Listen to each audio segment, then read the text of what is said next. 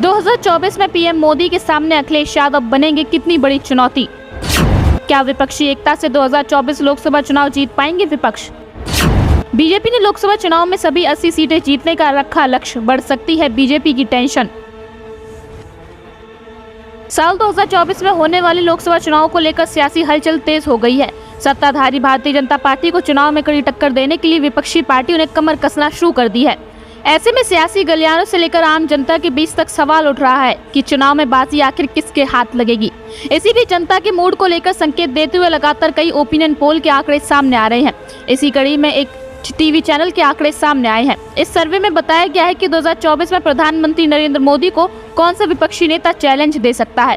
ऐसा कहा जाता है कि प्रधानमंत्री पद की कुर्सी पर बैठने का रास्ता उत्तर प्रदेश से होते हुए जाता है। मसलन जिसने यूपी पर फतह कर ली उसकी जीत की राह आसान हो जाती है। आसान भी क्यों ना हो, क्योंकि उत्तर प्रदेश में 80 लोकसभा सीटें जो हैं और भाजपा ने पिछले 2 चुनाव में 2014 और 2018 के चुनाव में यहाँ शानदार प्रदर्शन किया। इसी के चलते नरेंद्र मोदी की प्रधानमंत्री बनने की राह आसान हुई। वहीं जब बात यूपी की हो रही हो तो यहाँ समाजवादी पार्टी सबसे बड़ी विपक्षी पार्टी है, जिसके मुखिया अखिलेश यादव हैं। अब लोगों के मन में सवाल आना लाजमी है कि क्या अखिलेश यादव प्रधानमंत्री मोदी के लिए कितनी बड़ी चुनौती है। आइए हम आपको बताते हैं कि सर्वे के आंकड़े क्या कहते हैं।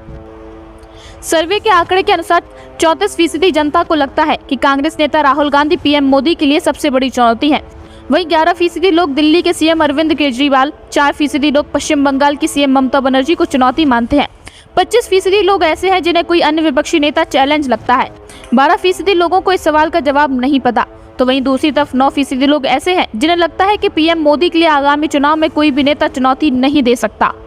बहरहाल सर्वे के आंकड़े तो आते रहेंगे, लेकिन लोकसभा चुनाव में कौन जीत का परचम लहराता है ये तो चुनाव होने के बाद, मतगणना के बाद ही पता चलेगा।